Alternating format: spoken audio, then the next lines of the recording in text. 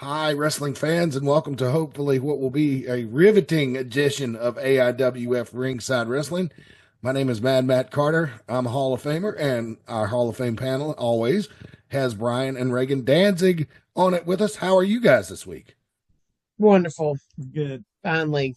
And the previous week we're getting over the flu, so we are better and it's like amazing.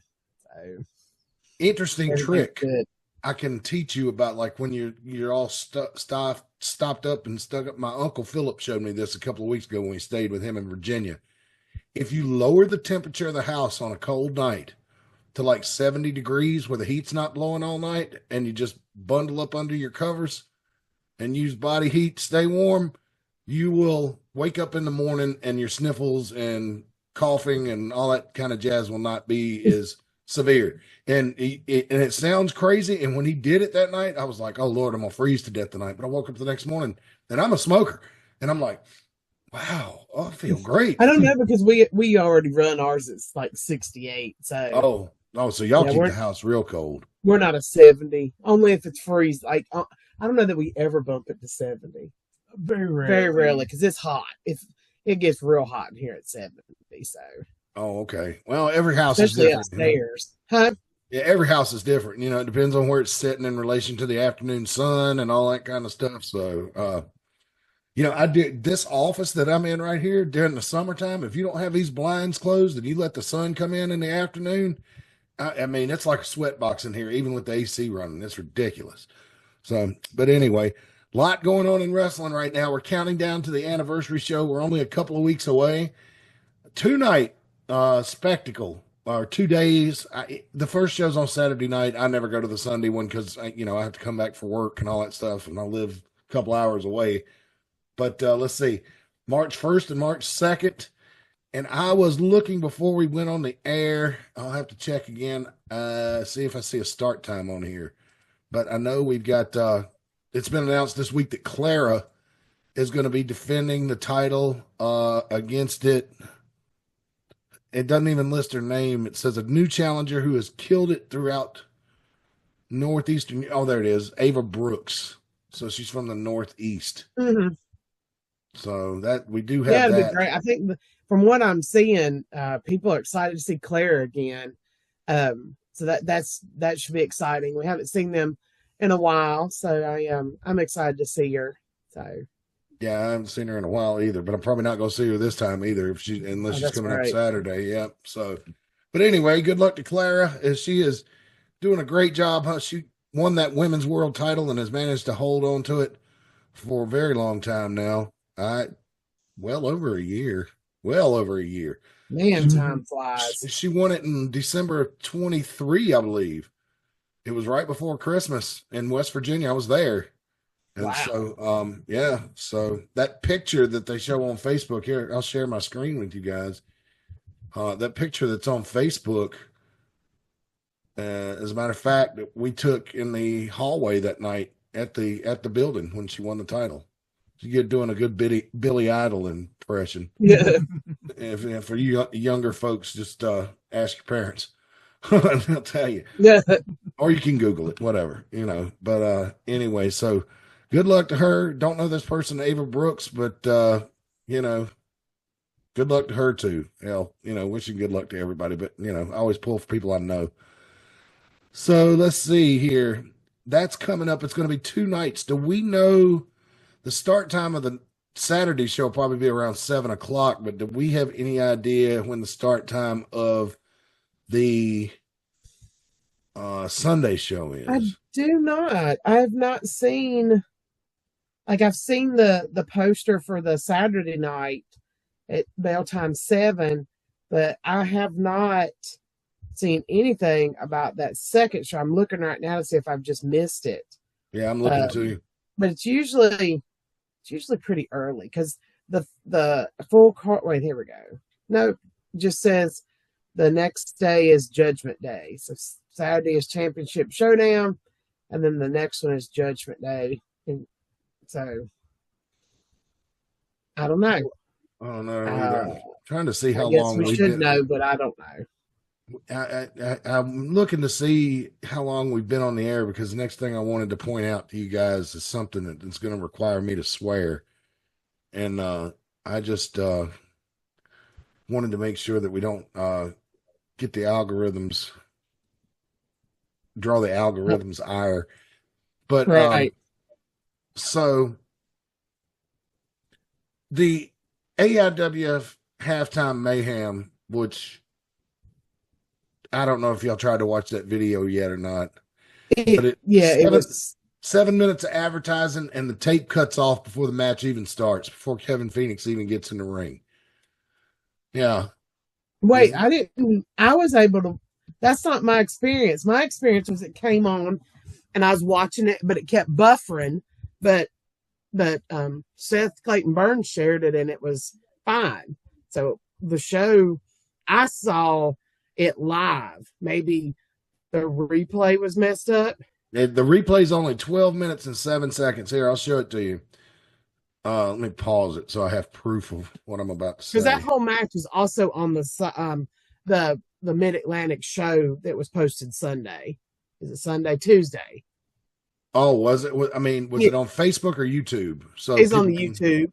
Okay, that's good. The So the whole match is. live was on Facebook, and then we took that and put it, and it was on the show Look at the timer. Tuesday. That's the beginning, yeah. And Kevin's coming to the ring, and watch this. Good, pretty decent looking graphic there. Thank you. That's mine that I came up with and I created.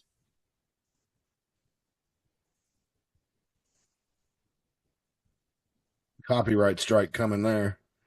For what? Uh, for his music, and then it just stops. See, look at the timer, bottom left of the screen, 12 minutes and 7 seconds. So, Huh. Well, like I said, I watched part of it live, and it was on there.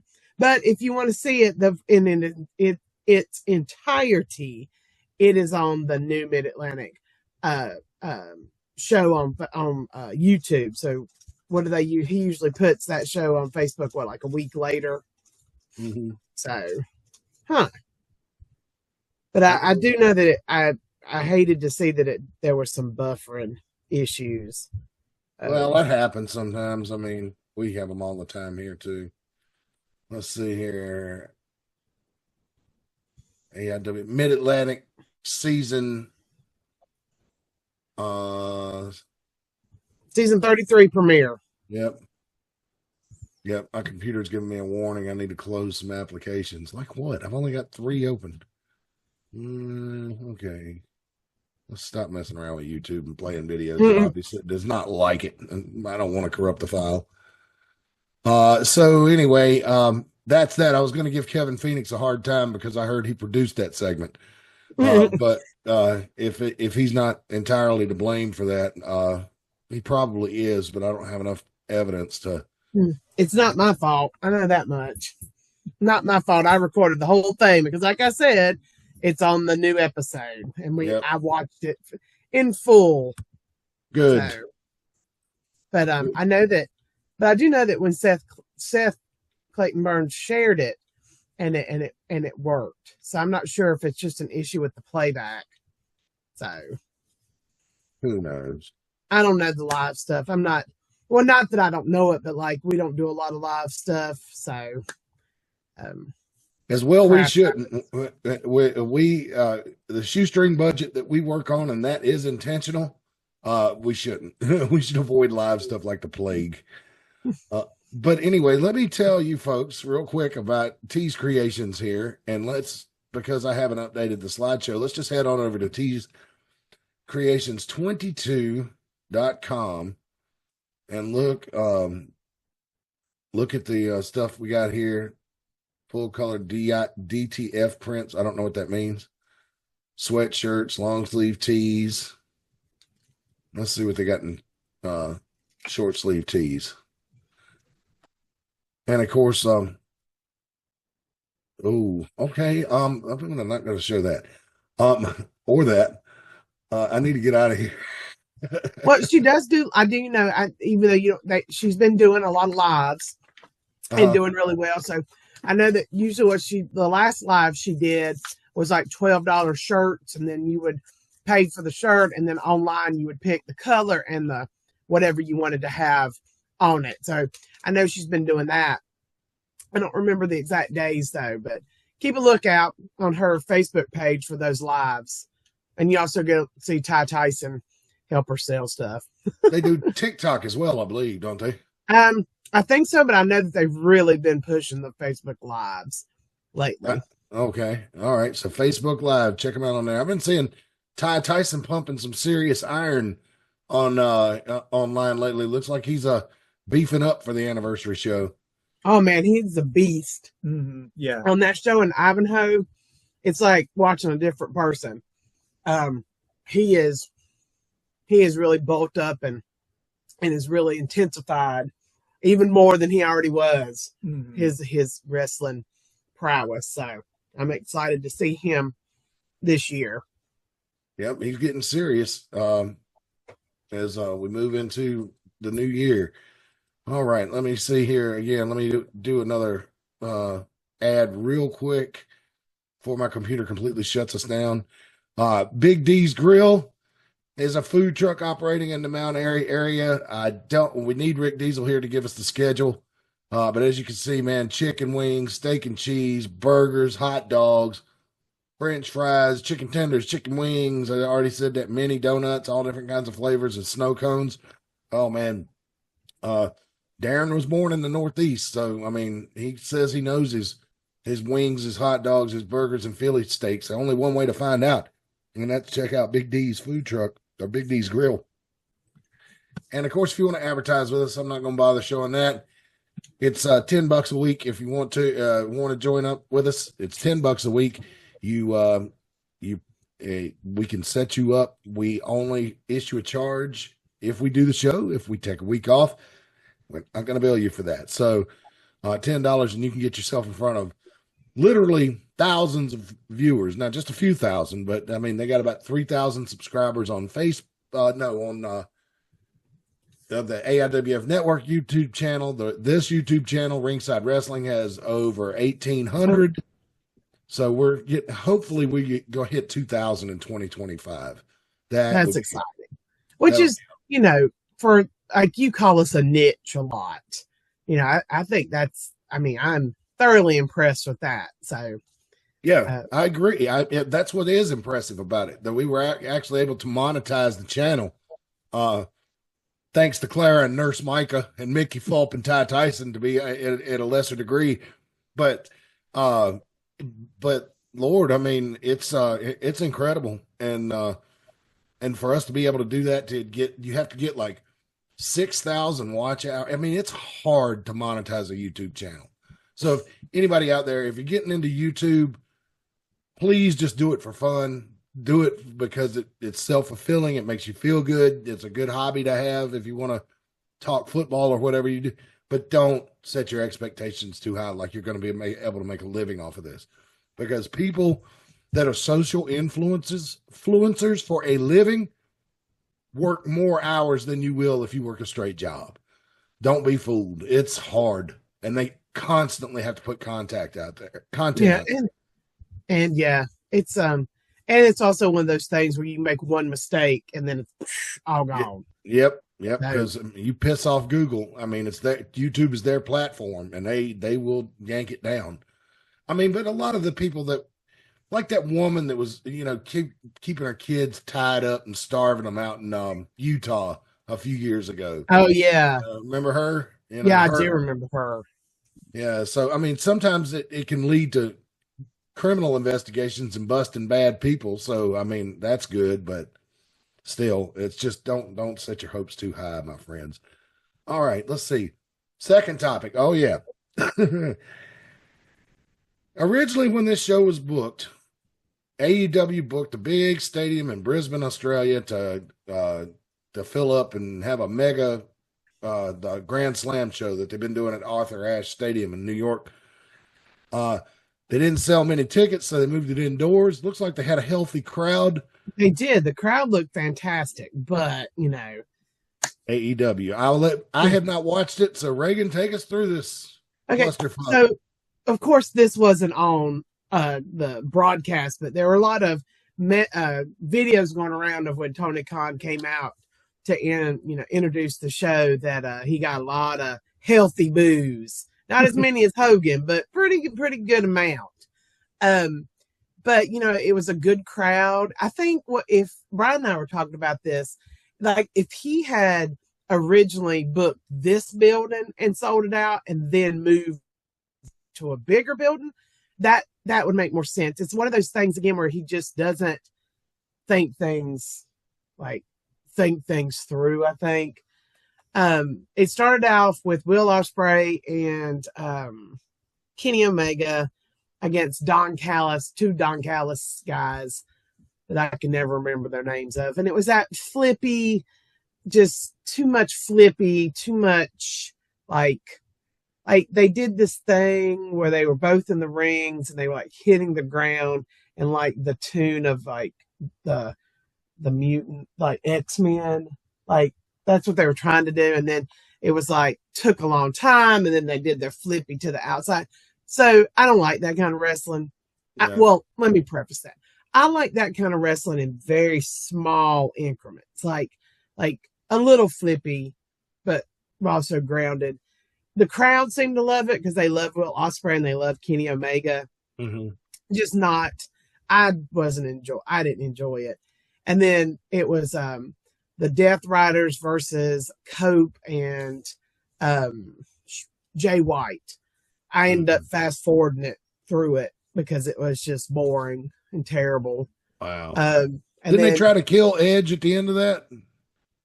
Yeah, they did. They tried to. They just had him in a rear face. Like what did they? Yeah, it's like a chokehold. Chokehold, and then wouldn't let it go. And like maybe hit him with a chair while he's in it. But like I said, it was so boring that I fast forwarded. Wow. And then was Yuta there? Was he at least there? Yeah, he came out later to help, take him out, and then it was Buddy Matthews and the Rainmaker, and everybody's like the Rainmaker is the best wrestler from Japan, and I don't know what did you say it looked like they're like just the whole wrestling. Well, just in general, like it's like we were talking earlier. It looked like you could see the jet lag. They should have. Probably should have had the guys go there and get acclimated for a day or two, and maybe they did. But it didn't look like it. Everybody just looked tired and sloppy and slow. And Buddy Matthews is really. I like Buddy Matthews. I think he's really good, and I really like this Hounds of Hell thing because Malachi Black left. Like he's a free agent now. So they turned the House of Black into the Hounds of Hell with Buddy Matthews, the big guy, Enjoy Your Heart. Brody King. Yeah. And then it was Mercedes Moné against Harley Cameron. And Harley Cameron is one of the best things going today in AEW. She's funny. She sings, she has a puppet, and she's a ventriloquist. And all this sounds really stupid, like when you say it, but when you watch her, it's so fun to watch her. It's just, she's so funny, and she's got such an interesting character, but she's rather green. And so she had a really good match 2 weeks ago with Taya Valkyrie, like really good. Harley Cameron. But then she was against Mercedes Moné is not good. She's just not good. And, she's wrapped in all these belts, like the TBS champion. It's like maybe a New Japan belt. And it's just, she's not any good. Mm-hmm. And then, but the match of the night, which was really good, was Toni Storm versus Mariah May. It was Toni Storm, to me, is a fantastic wrestler. Like, not a fantastic women's wrestler, a fantastic wrestler. And it was good back and forth, and she rolled her up in a small package right? Yes, our small package and 1, 2, 3, which was just fantastic. And her small package it's one of the best ones I've ever seen. So if you're going to watch it, if you want to watch anything, fast forward through everything and just watch the Mariah May Toni Storm match. Okay. And we can do that because it's on Max, right? Yeah. So that's what I would do. Maybe if you like Kenny Omega, I mean, maybe watch a few minutes of that. But I'll tell you that I fast forwarded it on super speed through that Coke Death Riders. And I was like, God almighty, it's still going on. But I don't know. Something about Toni Storm, and I will agree with everything you say. She's a fantastic wrestler. Fantastic. No doubt about it. Something about her gives me the willies, and it always has since her NXT days. Like, something just seems off. I would not want to be alone with her. You know, no. Something seems, and I'm not, and it's not in her gimmick or timeless Toni Storm and none of that stuff like that those things. That's actually kind of cool, but like, I don't know, man.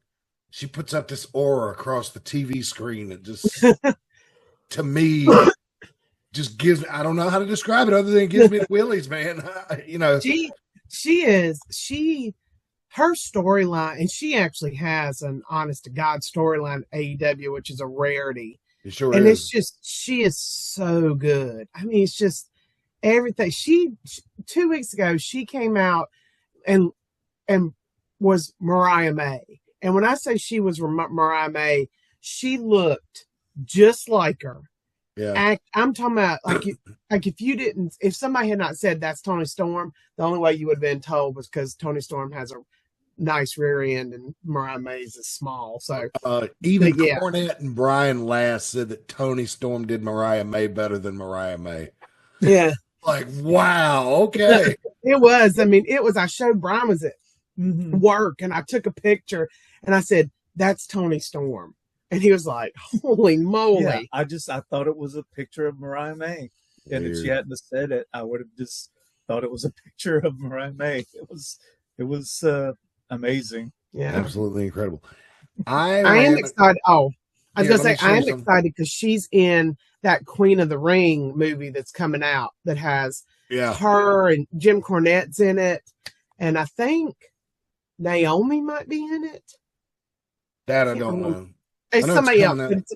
It's from like, I guess the 40s and a female wrestler that was big. I don't remember. It's about Mildred Burke. It's her life story. So I'm excited to see it. I really want to see it and stuff. And there was at the Darlings of the Ring we did a few years ago with Randy Powell and Tom, I can't remember his name, where it was an all women show.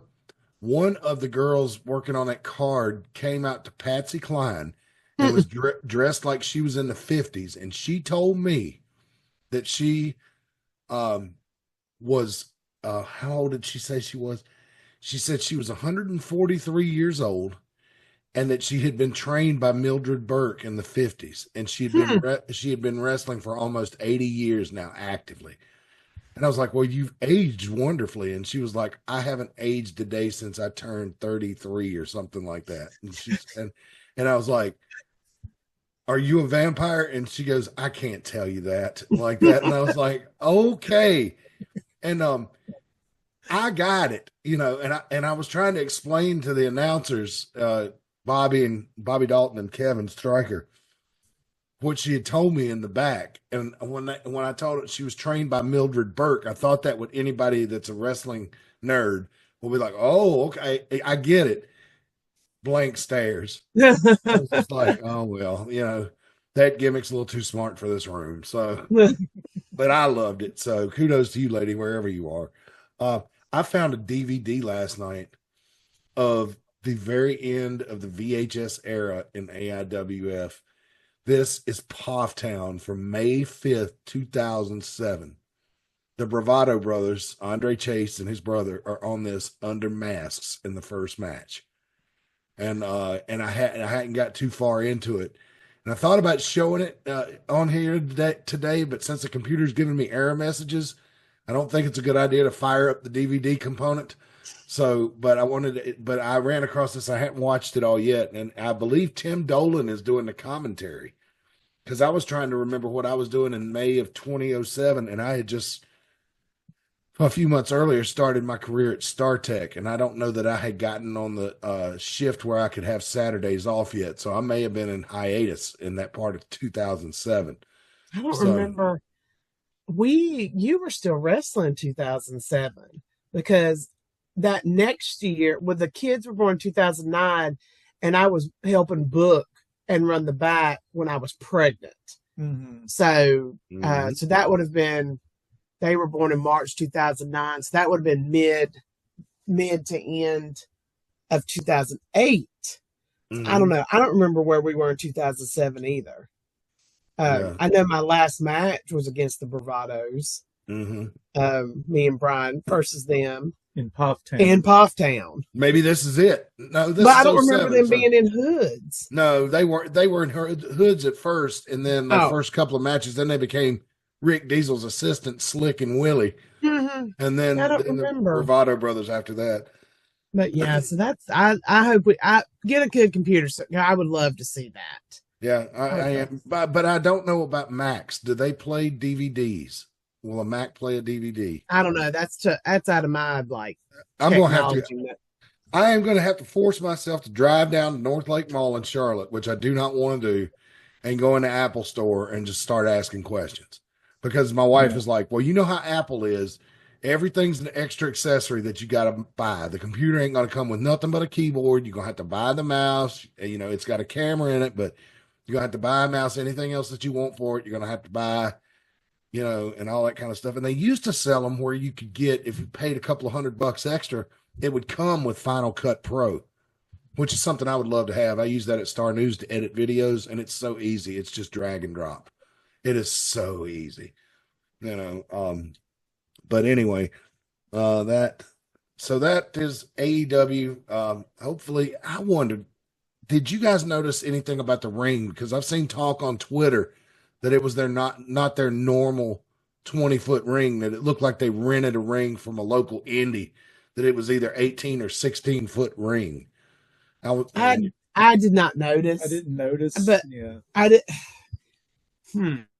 I'm trying maybe to that's think, just people on the internet trying about getting shot into the ropes or anything. But I didn't really notice. Well, good. That's probably just people on the internet reaching to troll.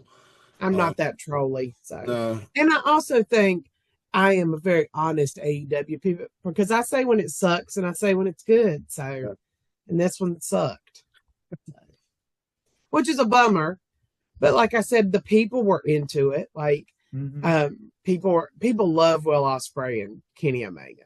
They just love him, love him. It just, again, you know, anytime I think about business, I always in my head run it if it's my money. My thing with Australia is, look at WWE, what a big company they are, and how much trouble they had with the Elimination Chamber last year. They couldn't get a ship with the Elimination Chamber on it through the Suez Canal because of pirates and terrorists. So they had to bring it back to the United States, haul it all the way to California, right? Then put it on a ship, and it took it to not Melbourne, but the capital, Sydney. That took it to Sydney, right? And then they had to load it on a train and go all the way across the entire length of Australia to Perth with that thing on a train. And so it took them like a couple of weeks, I think, or 3 weeks to get it there. And, you know, I'm sure they didn't ever say how long it took them to get it back. They might have just left it there and decided to build another one. Well, I guess, though, the thing about it would be smart for a company to rent a ring once they got there, if they didn't have a huge thing. Because I'm trying to think of their entranceway. I don't think their entranceway had the two. I don't know if you've ever noticed, most of the time the entranceways have two like entranceways that are circular, and then people come out. And I don't remember if they had that. Seems like they just had a screen, and then they came out from the sides. Yeah. So maybe they took a small amount of like equipment as they could. I don't know. I don't ever know. I mean, I didn't notice. So I think it'll be a long time before WWE ever attempts a show like Elimination Chamber and the farthest possible country away from the United States for a long time. Isn't Perth like the furthest away in like Australia also? Like it takes hours to get there. It's on the west coast of Australia. So Sydney and what's the other big city? I just said it. Melbourne are on the east coast, and Perth is all the way on the other side on the west coast. So it's a long, long, long, long way. Australia, look at it on a globe, folks. It's pretty damn big. I mean, they call it a subcontinent for a reason. So, oh Lord, that's my phone.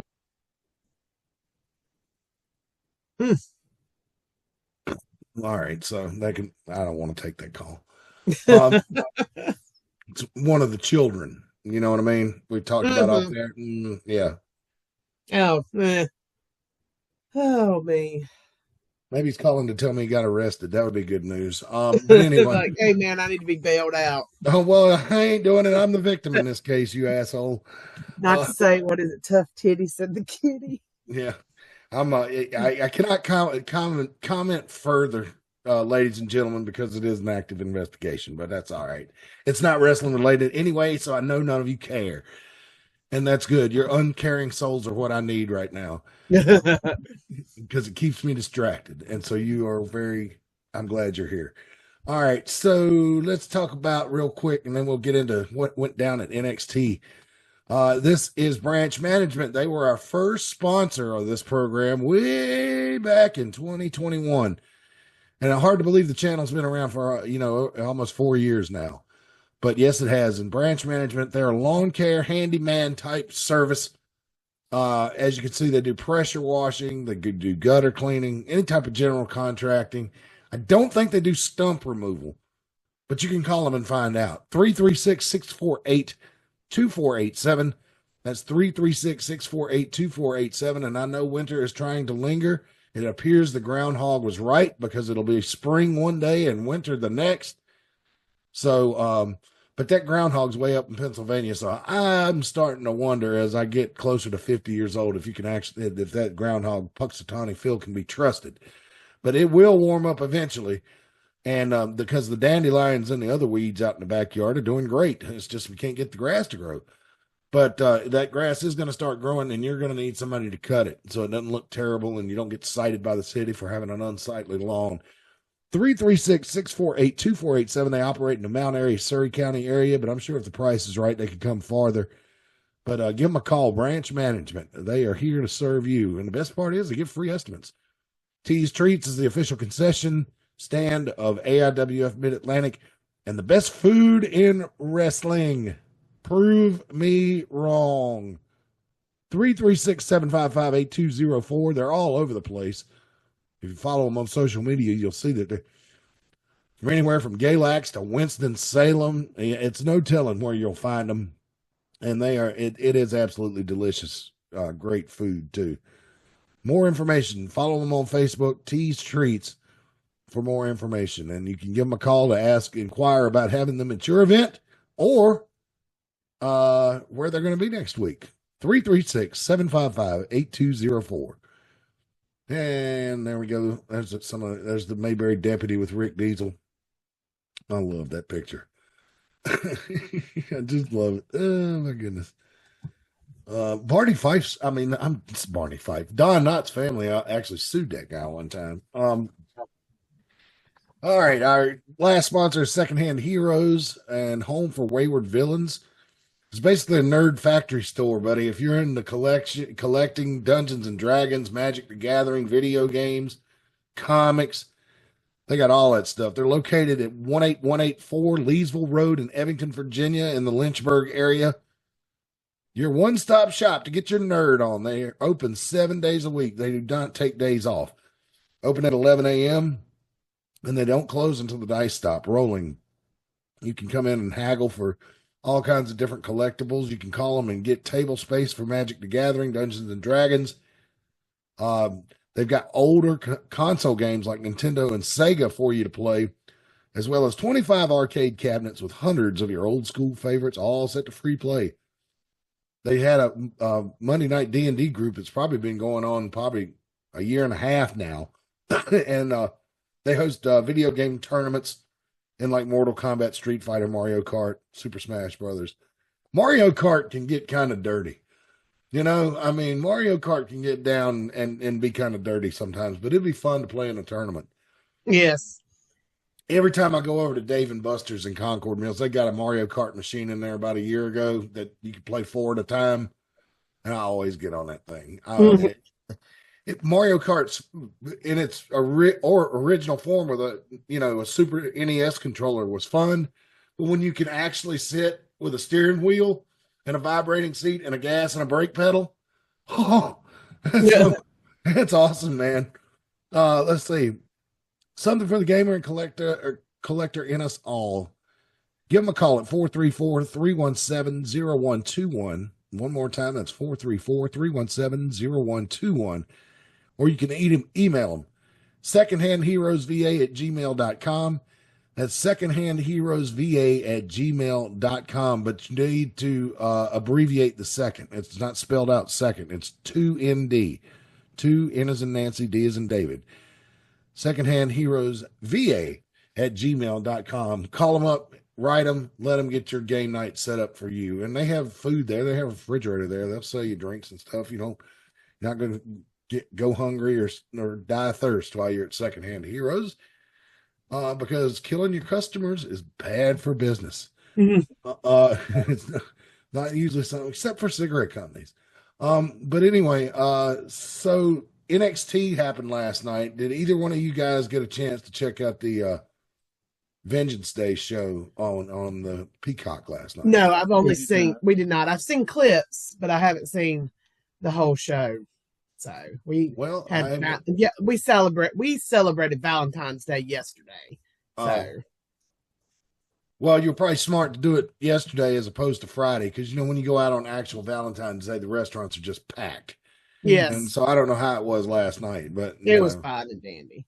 Good. All right. So let's take this full screen. All right. Up first was Stephanie Vakir, and she was challenging Fallon Henley for the North American Championship for the women. Throwback to the Mid-South territory. So even though they're creating all these new belts, it's hard for me to complain because they hit me in the soft spot with, it's North American Championship. It makes you think of Bill Watts, Magnum TA, and all them old guys from my childhood. There's JC Jade. I just hate her. Anyway, so they had a pretty damn good match. Fallon Henley, I don't know if you've seen her wrestle before, is really good. That kick right there, JC Jade, I thought she broke Lyra's neck. I mean, say she was a little snug with it would be an understatement. I mean, she hit it square. And they went back and forth, back and forth. There was tons of interference in this match. Fallon Henley thought she had her. I mean, God almighty. That's a good shot. That is a good shot. Rolling over the chin. And they double headbutted each other. They were flying around. Finally, the interference was stopped by some super kicks. And then that looked like it really hurt. She DDT'd her on the ring apron. And as we all know, that's the hardest part. Look at that leap. Look how high that is. Now, that's after she cleared the top rope. But look how high she is. That's athletic ability right there. Mm-hmm. That's not skipping leg day in the gym, boy. I mean, she flew like a, I don't want to say like a buzzard, but I mean, she's dressed in all black. So she kind of did look like a buzzard circling up there. And let's see, this is going to add space. But she won. So we got a new North American Women's Champion. This lady is from either Argentina or Chile. Yeah, she's the one that was it was a big stink on the internet because she had something to do with AAA. Like maybe she won their belt and then went to NXT like the very next day or something like that. It was something. I don't remember the whole details, but I know there was a big deal about her signing based on what she was doing in Mexico. So they say the eyes are a window to the soul, and I certainly believe that. And I look into her eyes and I see the type of gal that would do just exactly that. So, but I mean, she's an incredible worker. I can't, I mean, I hadn't had to deal with her personally. So you know what? If that's what she had to do, that's what she had to do. Well, that's the way the business run. That's the way the business is. You go to the best place possible. And for her, that best place was NXT. So, Yeah. I don't fault anybody for making decisions like that. Yeah, and I'll never hold it against anybody for trying to make more money and better themselves in life. You can't. You know how trolls are, like I know. internet trolls. I know it. Okay, now here's a tag team. This is Josh Briggs, and I can't remember the name of the Japanese fellow.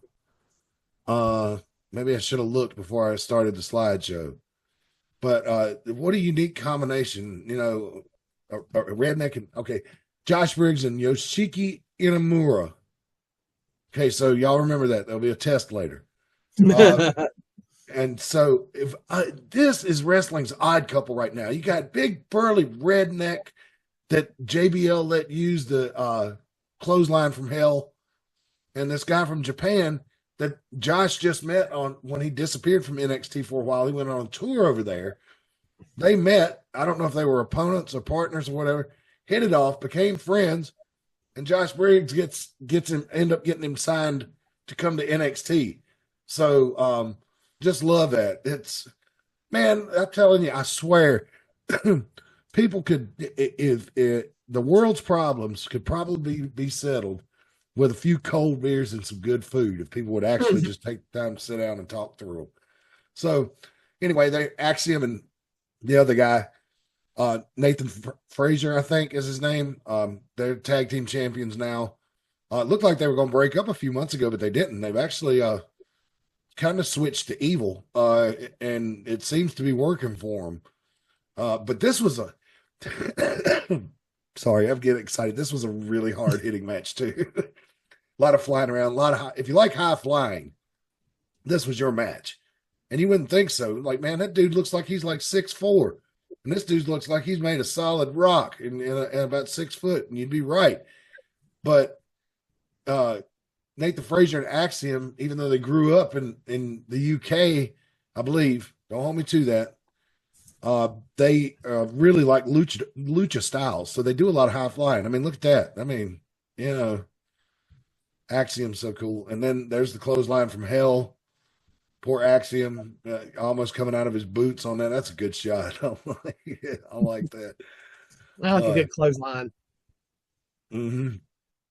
And then they tried to double up, the smaller guys, and it just went back and forth, back and forth. I'm just telling you, if you get time, the show's about 2.5 hours, maybe 3. You just need to fast forward through the pre-show. But it was really good. And unfortunately, well, I shouldn't say that. I don't know. But the tag team champions held on to the titles. So there you have it. And then these 4 people came out who we don't seem to know the names of and attacked Briggs and they attacked everybody. That's right, they attacked everybody. So they left both teams laying. They look like aces and eights from TNA. I was going to say they look like maybe the Shield 2.0. And that's what I was thinking too. And God help them, man, if fans start saying that will be the end. Because that's what I thought too. They looked like the Shield when they first started. So up next which was next? Well, I guess we'll go in order here. Javon Evans, our guy, Javon Evans. If somebody wants to message him on Facebook, I know he was active earlier. Tell him we're going to talk about him. If you know his real name. If you don't bother. So this was a revenge angle. When they were in Lowell, Massachusetts back before Christmas, revenge angle. What am I doing? Talking lingo. Ethan Page attacked him, dropped him on his throat. No, stomped put his head in the chair and stomped it. Mm-hmm. Injured his throat. Blood came out of his mouth. His poor daddy. Oh, yeah, I remember that now, yes. His poor daddy lost his mind on Facebook. I think he would have probably driven to Massachusetts that night and tried to fight somebody. So this, and he wasn't fully cleared to wrestle. Ava didn't want to put him in the match, but he signed a not an NDA, but some type of release form where he couldn't sue NXT if he got hurt. And they had a good back and forth match. He was wearing a mouth guard. He told Ava that would protect him. And typical Javon Evans match, but this one was vicious, man. Ethan Page, as you can see him drop kicking the chair, trying to break Javon's leg. Ethan Page hates this kid for some reason. I mean, hates his stinking guts. I don't know. Maybe they wrestled in Firestar years ago or something. But Ethan Page worked him over. Ethan Page had a busted nose. They went back and forth. Lord, I mean, getting there like Ricky Morton type levels, if you know what I mean. Not quite there, but definitely in range. And back and forth they went. I thought it was a great match. There you see Ethan Page giving him the razor's edge. And then look at Javon Evans. Talk about leaping ability. That was in this. I'm not sure, Brian, but I think this was held in the old DC Armory where they had Capital Combat back in 1990.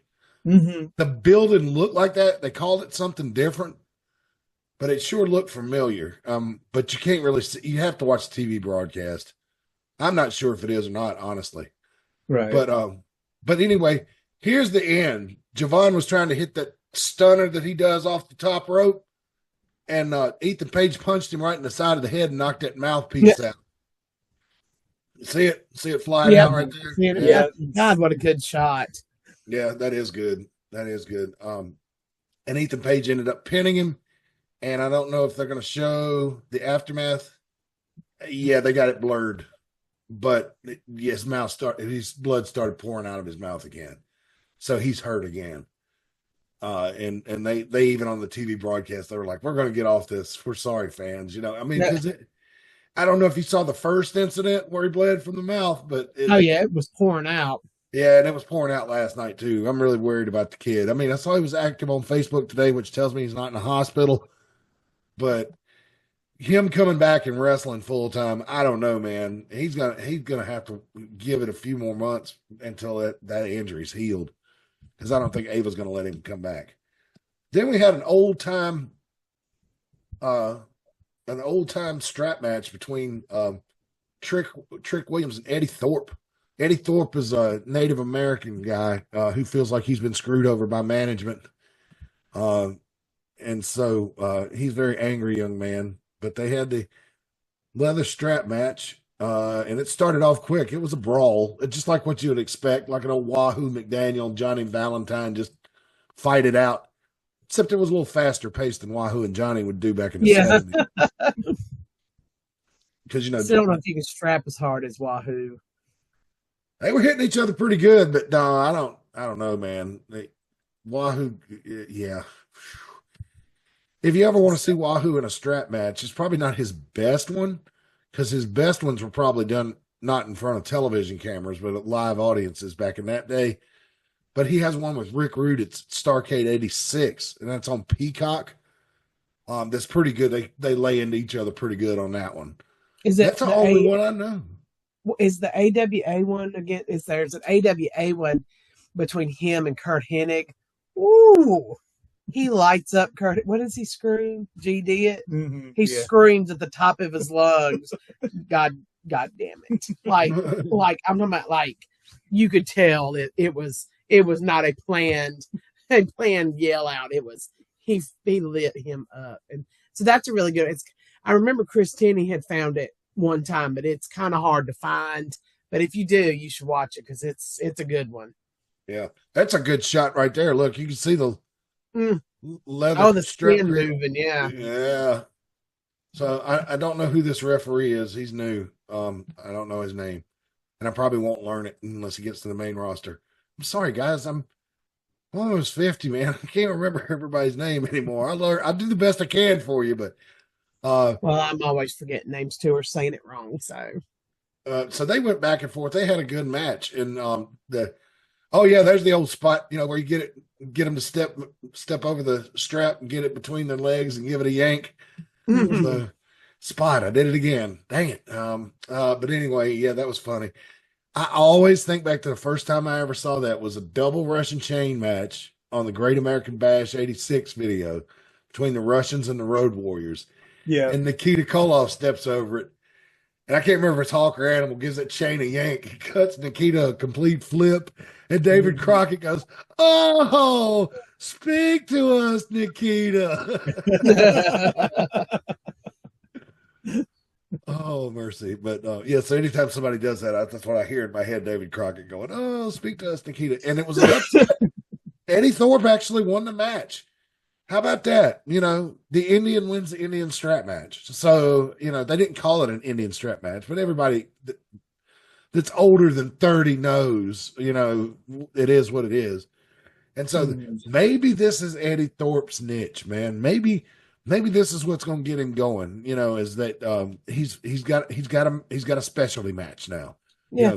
That's like, if you saw on the a bill back in the 70s or the 80s, Indian strap match, Wahoo McDaniel versus, you already knew pretty much going in he was going to win. It was just, you would buy a ticket because you wanted to see Wahoo whip the guy with the strap. Yeah. So anyway, if you had the classic wrestler that'd be getting a lot of talk on our show tonight is Wahoo McDaniel. Drink now. Let's see. And then the main event was a fatal 4-way women's match. Now, when they announced this, I thought, because they announced it as a triple threat at first, and then I was just like, oh God, I hate these things. And they already had another multi-person match on this card. I didn't want to see a fatal 4-way. Well, thanks to the high quality work of Julia Bailey, Roxanne Perez, and Cora Jade, I was wrong, and I feel like I need to apologize to these women for even having those negative thoughts going in. This was not the best match I've ever seen in my life. Cora Jade, she's not the same as she was before she got hurt, and that's all I'll say about that. Bailey is not the Bailey of 2014, but who is still as mobile and as good as they were back then. But Bailey is still awesome. I mean, she's coming off a nearly year-long title reign with the WWE Women's Championship. So Bailey's at that stage now that I don't know. Do you get a free pass at this point? You can do whatever the hell you want. 10 years in, multi-time Grand Slam champion, has about won everything. I mean, she's even won the Royal Rumble. I mean, but she did great in this match. I'm not saying she had a bad match. I hadn't seen Bailey have but maybe one bad match in the last 2 years. When I was just like, ugh, that was rotten. Well, yeah, I mean that's basically how it's supposed to work. Is when you're younger, you use your athletic ability to get to a certain level, and then once you get to that level, then you can start using your status and your charisma to carry you along. Mm-hmm. And sometimes that's when you hit your peak. Sometimes it's not when you were at your most athletic when you were younger. It's when you really learn the craft, and when you're older, and you can you don't have to rely solely on your athleticism. Yeah, that's a good picture of Roxanne finally jumping on Cora Jade. They were tag team partners back in the day. Then not Bailey, but then Cora Jade turned on Roxanne. And Roxanne went on to become champion. Cora Jade got hurt, and now that Cora Jade's back, Roxanne's 2-time NXT former women's champion. Now that Roxanne and Cora came back, and they teamed up again. Now that Roxanne's kind of a bad girl. But that's kind of weird. Looks like suplex and then a stunner, maybe. Looks like she's got Cora Jade's got her in a waist lock. Roxanne, it is, and then it's like Bailey's giving her a stunner. This was cool. Bailey gave them both, dropped them in through the second rope. And then Julia, this is her with Bailey in some type of, what is that? It's like a crucifix type hold? I don't know. Yeah, it looks like a part of a crucifix, but then instead of having the leg wrapped around the other leg, she has her legs wrapped around her head. Yeah. So that would be kind of like a submission hold. It is a submission hold. We just don't know what to call it. Right? The old herky jerky. No, they need to have some kind of Japanese connotation to it. But Julia, it's a strange look on her face. She's kind of scary looking right there. But you're applying that kind of pressure on somebody, and that's not the last time she grabbed a submission hold. Very similar. Kairi Sane likes to grab submission holds. Asuka would grab submission holds a lot. But Roxanne Perez, I'm sorry. I thought she outworked everybody in this match. And she should have won. She was so close. She had hit Pop Rocks at the end, which I love the name of that finisher move. Yeah. Because the candy's awesome. And the move is like, she does a sunset flip, but it's a sunset flip, but it's done with such force. It just, it's like a power bomb almost. I guess it's like a Canadian destroyer is what some people call it. Mm-hmm. I don't know if it's the same thing, but that's what it is. It's just a sunset flip at high velocity that usually makes people go sleep. This was kind of one of those weird ones where they were all up on the ropes and they came down together. And but yeah, this one had the crowd pretty hyped, man. And Julia ended up winning the match, which I ain't mad. Julia's a fresh face. About her life, before she came to WWE, she's worked hard. And, we're getting some great wrestlers out of Japan again for first time since I was a teenager. Really, it seems like we're getting a good stream of Japanese wrestlers in here. Speaking of Japanese wrestlers, and then this one walked out. Help me remember her name. Sonya, how do you say Lyra Valkyrie? No. Is that it? No, that's the one who wanted the girl we were just talking about from Mexico. Argentina. That's not Vaquari. Good Lord. Yeah, we're struggling. Butchering her name. I know she doesn't deserve that, but we're just small town bird lawyers here. So, but anyway, the champions holding up their title successfully. Hey, there's going to be a match on down the line. Let's be good sports about this. And then, Borat, I tease. Jordan Grace comes out. And she is full blown NXT now. And I just like, okay, Jordan Grace that was the main event though. I don't know why this is on the slideshow next to last, but anyway, so Jordan Grace comes out there and everybody got a big wow moment, when the show ended. Obafemi defended against A-Town Down Under, which is Austin Theory and Grayson Waller. But it wasn't a handicap match. It was a triple threat. I thought this went on next to last. It did. They've got it in a different order here for some reason. The girls went on last. So I forgot about this match. And I didn't forget about it because it wasn't good. It was another multi-man match. And I'd seen enough of that. One on a card is fine. I agree with you. Like one is enough. But, when you have such a huge roster, you're going to see some matches like that. But I agree. I'm not a fan of triple threats nor fatal four ways. Yeah. But if they're done well, but and I'm going to tell you this right now, I don't like these kinds of moves. The three superplexes or the three, I don't know. To me, it's one of those things that is just unbelievable. So, and it requires too much cooperation, right? Yeah, yes. We had the same. There was an AEW move where, we were just let go of the person. You know what I'm saying? It's just I don't like them. You already have to suspend enough disbelief, and that one is just too much. But yeah. Austin Theory did hit A-Town down, but Grayson Waller pulled him off of Obafemi, or he would have won the title. And then Grayson Waller, you got to watch it to see how they actually stumbled into this, and it happened by accident, which was hilarious the way it was done. It was well done. They did the best they could with what they had to work with. And Obafemi is new, but the people love him. he started out as a bad guy, but has matriculated into being a good guy through, natural forces of the wrestling fans.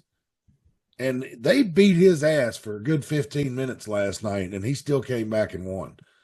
So good on him. And then the Shield shows up again and attacks us. Shield 2.0. Man, they better do something to fix that, because we've done. Brian said it, and now I said it. So, and that's kind of what I was thinking last night. You guys watch the show. Let me know what you think in the comments. But yeah, it's just they came out and left him laying, and that's how that ended. But the girls went on last, so the show ended, on a positive note. I will say that. I think something behind me fell, which might mean that set's gonna fall on me. So we might need to wrap this thing up.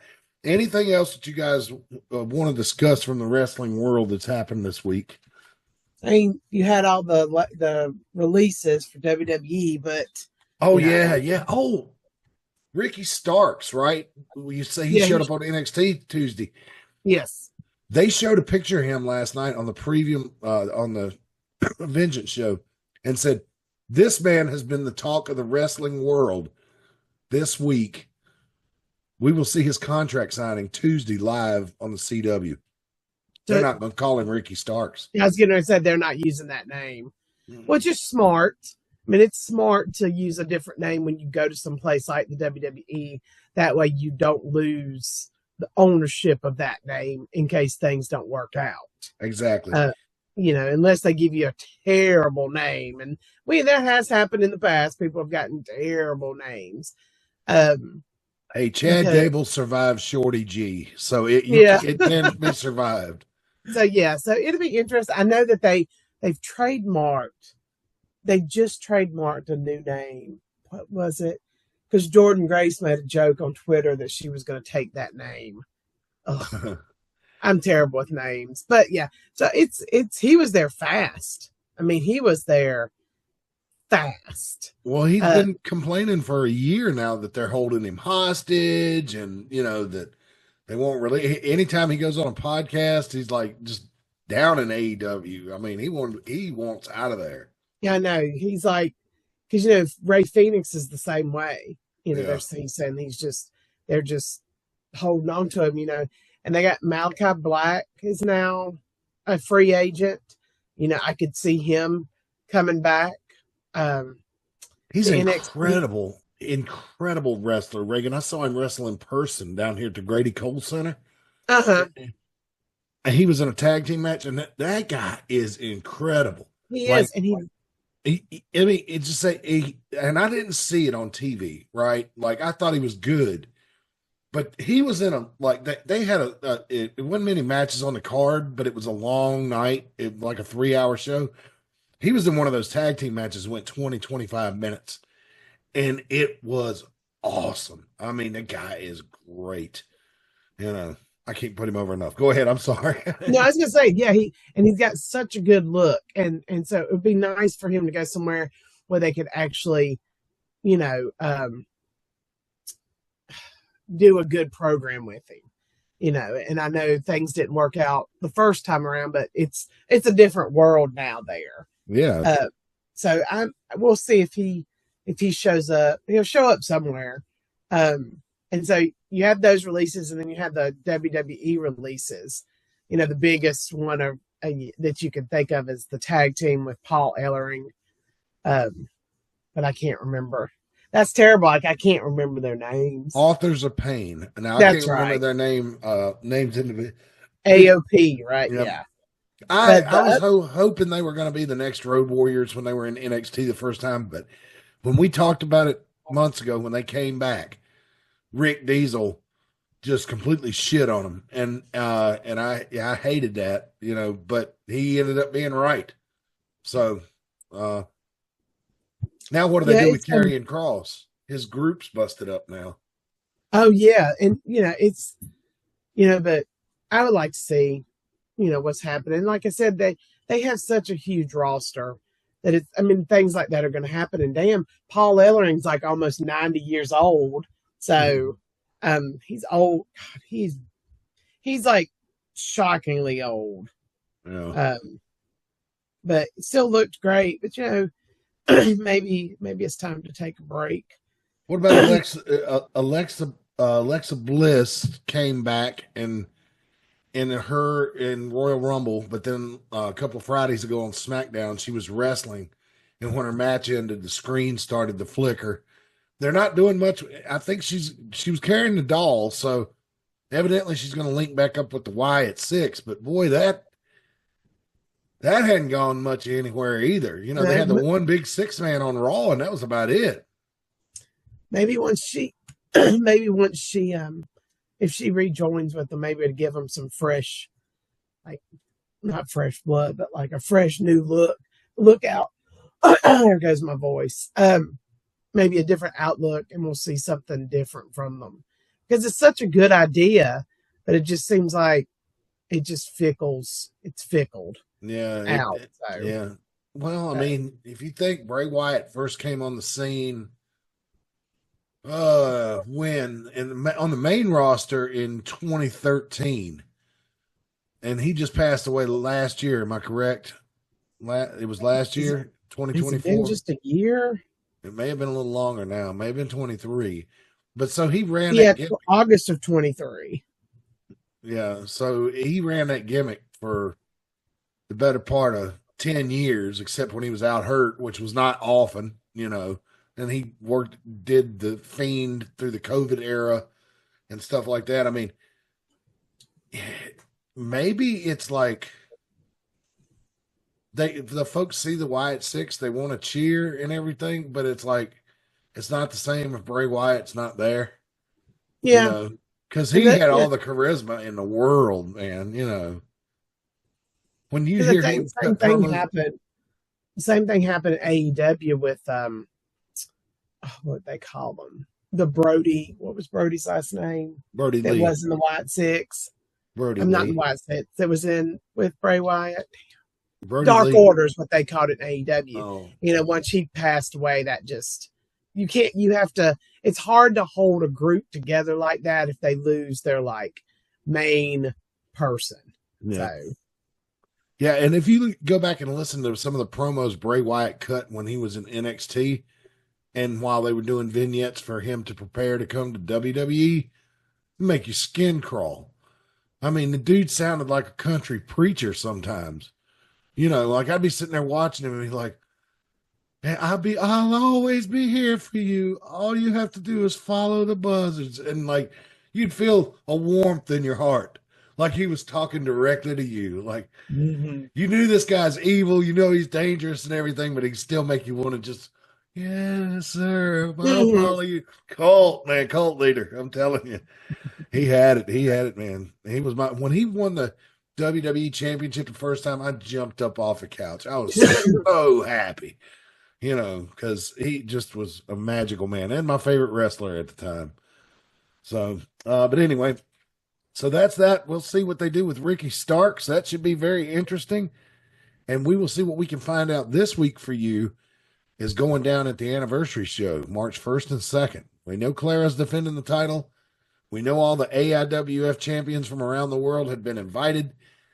We don't know which ones are having visa issues and not, because that's a real thing, folks, and especially now. Things are tightening up on the immigration front in this country.